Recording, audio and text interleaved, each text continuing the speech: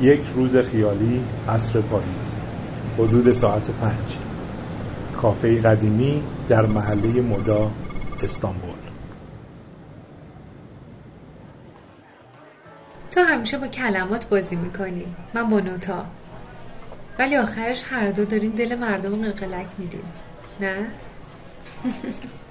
دل مردم؟ من همیشه دارم با دل خودم کلنجار میرم. ولی راست میگی، شعر و موسیقی یه جور نوازشن، گاهی هم یه سیلی. راستی امروز تو خیابون یه دختر کوچولو دیدم که داشت شعر میخوند با صدای بلند بدون خجالت. حس کردم باید براش دفتر شعر بخرم، شاید یه روزی اون جای من بنویسه.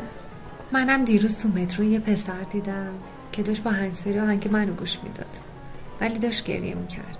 نمیدونم خوشحال شدم یا ناراحت، شایدم هر دو. هنر همینه دیگه، هم زخم میزنه هم مرهم میذاره، مثل عشق، مثل استانبول، هم میخندونه هم خفت میکنه. اگه یه روز با هم کنسرت بذاریم اسمش چی باشه؟ شعر و شعر؟ نه دیگه، اون وقت همه فکر میکنن داریم شعر میکنیم. بذار باشه ترانه برای بیخوابی یا کافه در باران، جایی که 2 زن با قهوه و باقلوا دنیا رو دوباره میسازن. بعدش هم با هم فرار میکنیم به وان، کنار دریاچه.